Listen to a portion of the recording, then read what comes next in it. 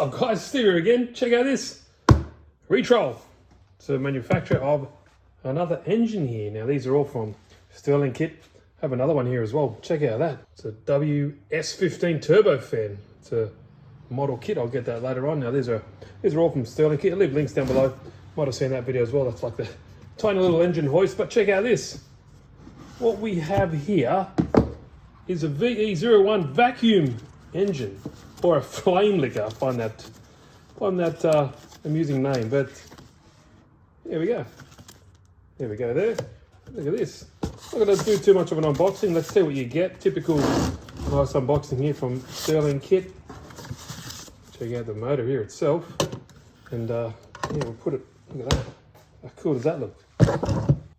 You're going to adjust this here, and that obviously puts the flame closer to the intake there, and it obviously increases or decreases the speed. Really unique design. I've never had a flame licker or a vacuum engine model before, but you know, there's your cylinder, got your connecting rod and your piston obviously up in there, dual flywheels, crankshaft.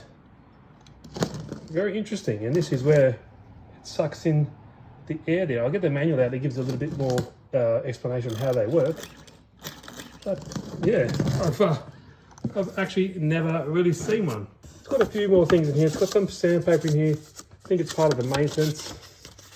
So that's what grit is of that. But anyway, that's interesting. And we have a little accessories here. So let me just put the camera down and let's have a closer look. All right, now in this little box, we have some spare parts here and your wick or spare wick once this one gets burnt out, and some Allen keys as well, and the instruction manual. Now this gives you a little bit more in depth, like that running the engine and all that kind of cool stuff.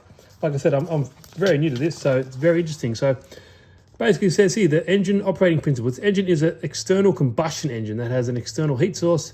When the heated air is sucked into the cylinder, which is just here, as you can see that when it's sucked into the cylinder, it is cooled inside.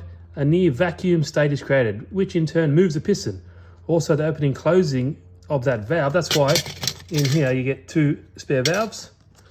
The valve is synchronized with the piston by a crank mechanism. Additionally, the flywheel helps maintain the stable momentum. So that's really interesting. Now it gives you a little bit of an indication up top, or a brief history on the vacuum engine. You can pause the video there and go check it out. It's in 4K, so should be fairly clear, but there you go, gives you a good indication of how these guys work. Let's have a little closer look at this engine. You know, we'll fill it up and crank it up and see how it goes. But really nice construction.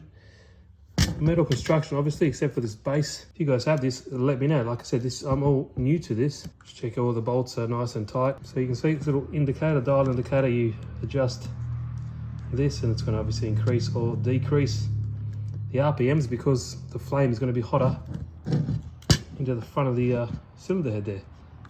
But that's the wear part, and that's why it gives you two of those. Very interesting. So let me fill that guy up, get this wick wet, and light this puppy up and see how she runs. Okay, got some mineral spirits in here.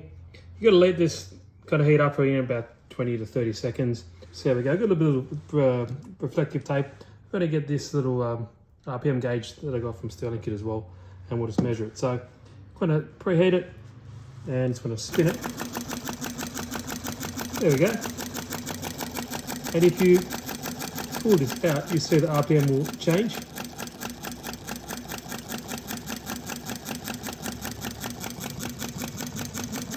Pretty sweet. So let's measure the RPM.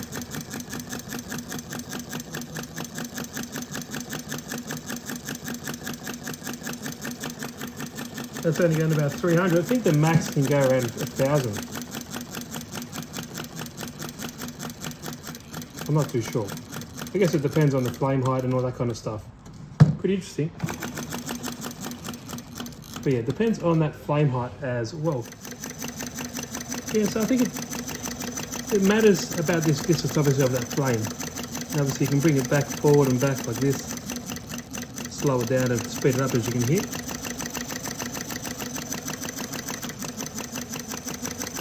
Let's see what that RPM is.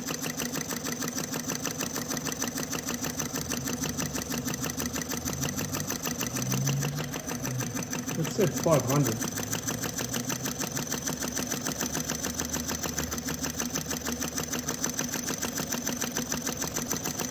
Feels.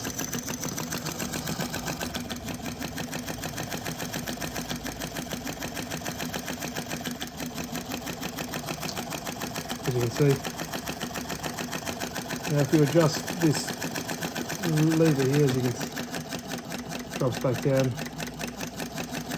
This flywheel is doing a good job to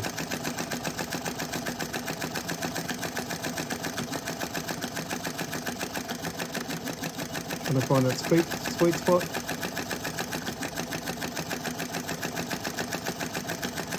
Around the 400-ish. Interesting, isn't it?